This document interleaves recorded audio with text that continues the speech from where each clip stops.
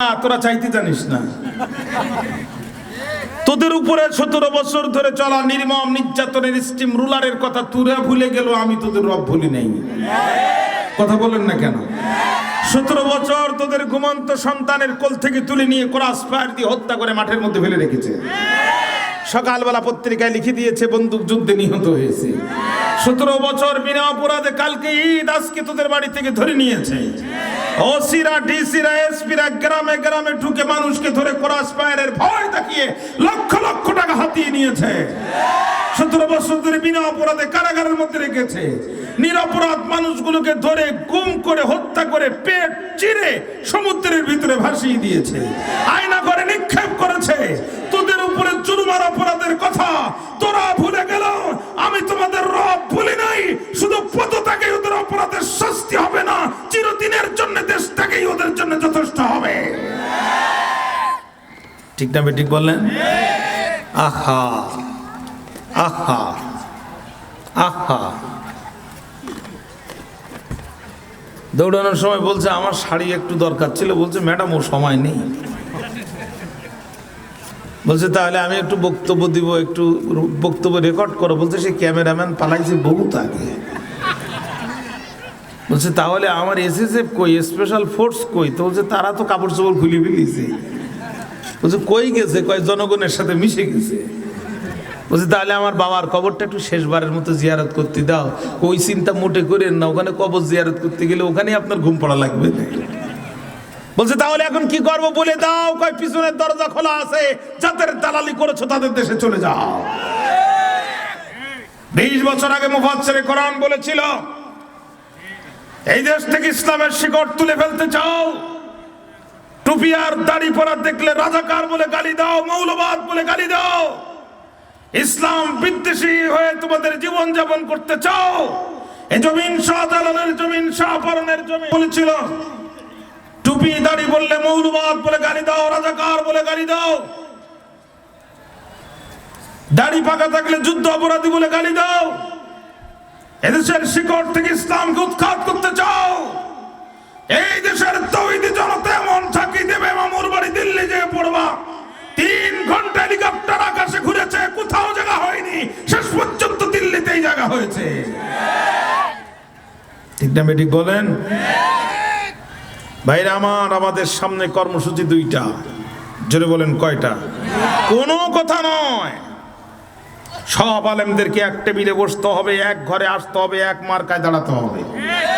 কোনো কথা শুনতে চাই না, কারণ আলেমদের কথা শুনে 17টি বছর আমার দেশের মানুষ গুমের শিকার হয়েছে, ক্রস ফায়ারের শিকার হয়েছে, কারাগারে গিয়েছে, ব্যবসা প্রতিষ্ঠানে আগুন জ্বলেছে, চাকরির বেতন সাসপেন্ড হয়েছে।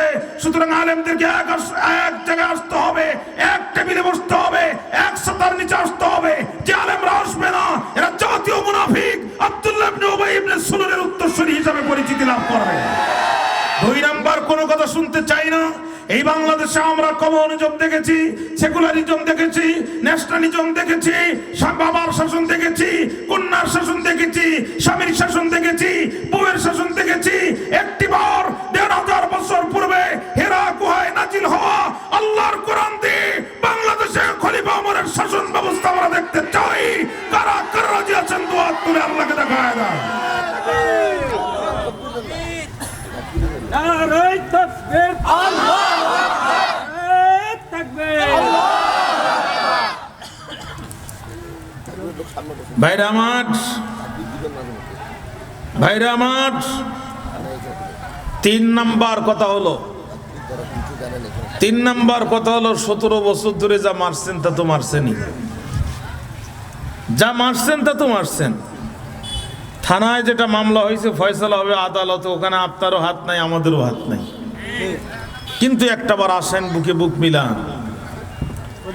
পালানোর সময় যদি একটা লোক সাথে নিত তাহলে বুঝতাম যে হেলিকপ্টারে জায়গা থাকলে আপনাদেরও সাথে নিত। যারা দুনিয়ার জীবনে বিপদে আপনাদের একটা লোকও সাথে নিল না, এদের পিছনে দয়া করে দৌড়াই আর জীবন যৌবন নষ্ট করেন না। সালমান এফ রহমান বলছে আফা আমার একটু নেন, বলছে তুই সরে যা, তোর জন্য আজ আমার এই বিপদ। কথা কন না? আর আল্লাহ রসুল কিয়ামতের দিন আপনার আমার জন্য সুপারিশ করবেন।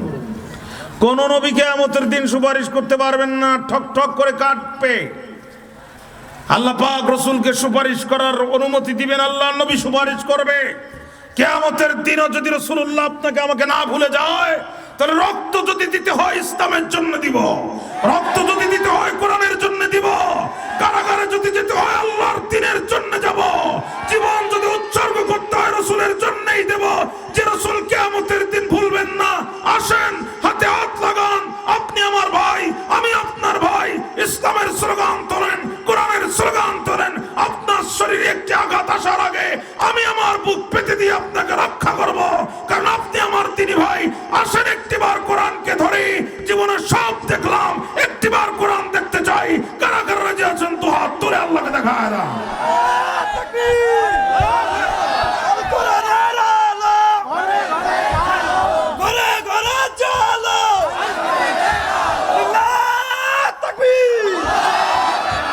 রাজি আছেন না ভাইরা আমার?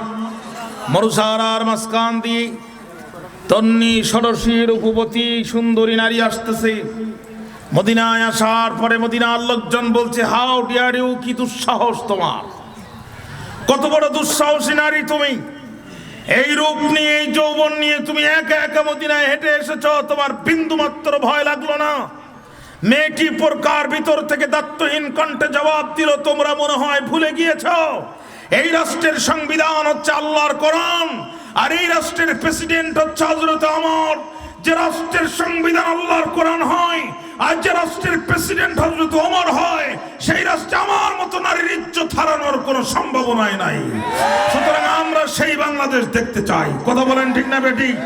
এ আমার মায়েরা, আমার বোনেরা, আপনার মেয়ে কলেজ থেকে দুপুরে একা একা বাড়িতে আসবে, তার ইজ্জত হারানোর কোনো ভয় থাকবে না, আপনার সম্ভ্রম হারানোর কোনো ভয় থাকবে না, টেন্ডারবাজি থাকবে না, চাঁদাবাজি থাকবে না, সন্ত্রাস থাকবে না, নৈরাজ্য হবে না।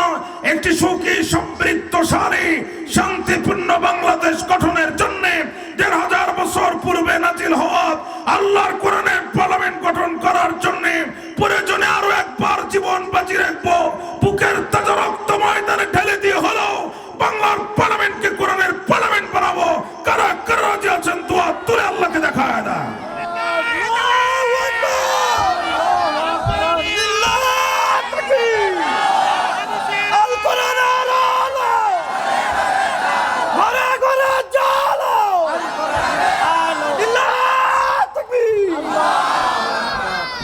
বাইরে মাঠ